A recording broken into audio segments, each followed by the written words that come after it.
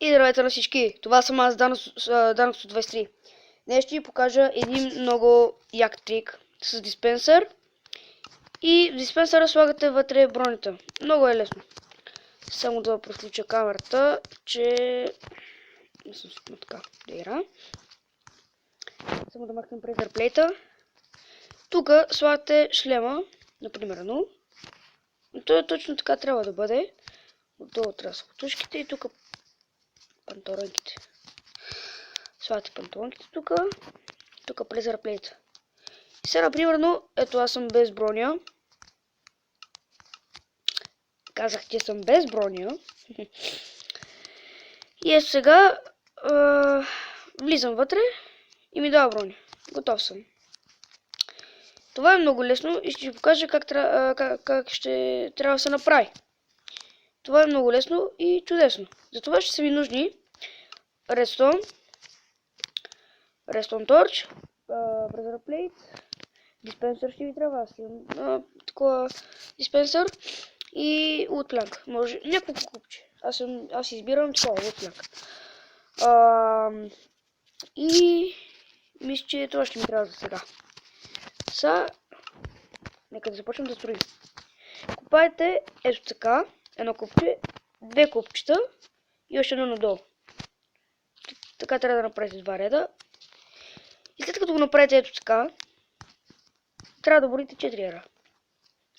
След като свършите, слагате редстон тук, без искам. Слагате редстон тук, редстон торч ето тук. Слагате след това диспенсър ето тук и още един тук. След това тук го запълвате с Wood Plank. Слагате редстон торч, диспенсър, още един. Ето така. След това още едно купче отгоре. What the fuck, карал е? Разкри. Какво? Много бързо. Ето така.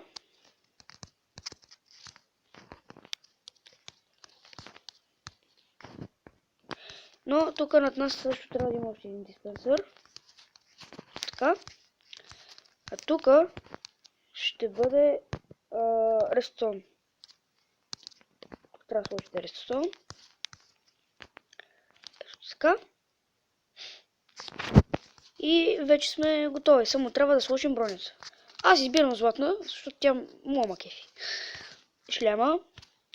Така. Долу слагате бутушките. Тук панталонките, жилетката и шлемчето.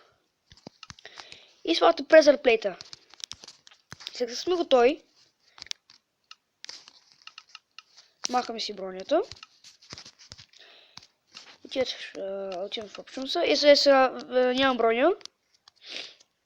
И трябва да си я сложа по-бързо. Отивам към диспенсерите. Те ми я пускат и айде, готов съм. И това беше, хора. Надявам се да ви е харесало. Искам само от вас да харесате клипа. Ако ви харесало клипа изобщо. Харесате, абонирайте се и сабскрайбвайте и до скоро. Това е от мене.